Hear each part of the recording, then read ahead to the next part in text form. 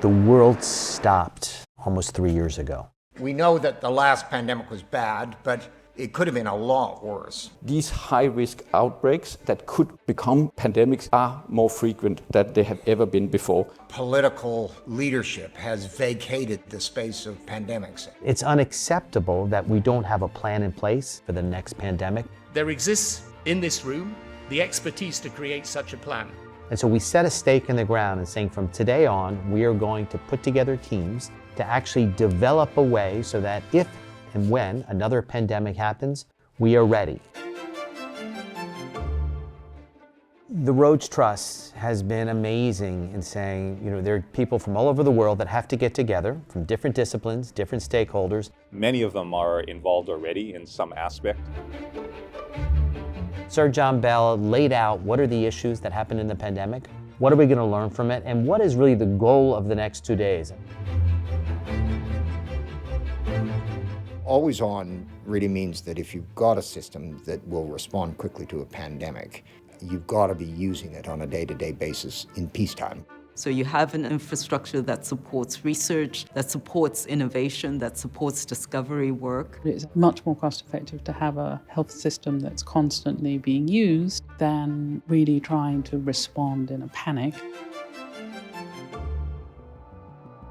Tony Blair, the keynote speaker, touched on the geopolitics and reminded us that politicians' attention spans are limited. The only route is to prove that there is an immediate case for action, that this action will be politically popular, and that it will yield a health and therefore an economic gain. What do we need to do to make sure that this remains at the top of their agenda?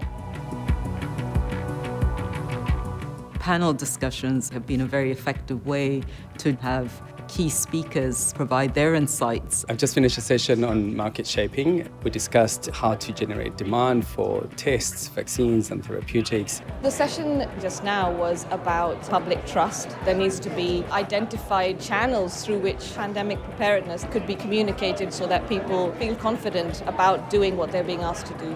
We've also been talking about the role of the media, disinformation, digital health, and how to share that.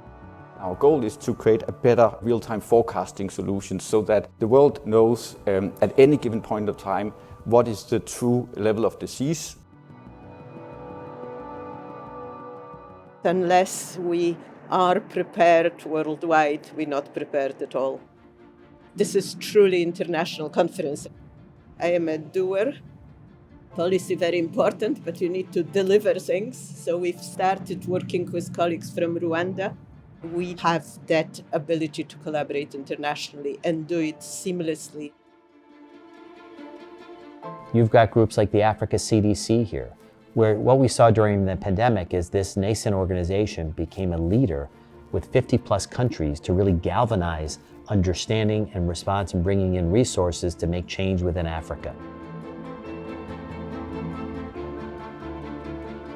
Clinical trial experts or data experts or manufacturing experts together and having them in their own space so they could talk through what is actually the logistics of getting things done. What would be the most feasible strategy for testing vaccines and therapeutics? Well, the really concrete outcomes that'll come out is identifying the sets of players that could work together to get country-level programs underway for adult vaccination. That's going to be the key. We came in with a lot of ideas, and at the end, we have fewer and focused ideas. I think the roadmap is there. Now we need to go to the governments, we need to go to the funding agencies and pull in the resources to actually get it done. The question is, how much will the summit affect policy? There's no question it already is going to affect policy. And the real challenge now is to say, how big can we make it?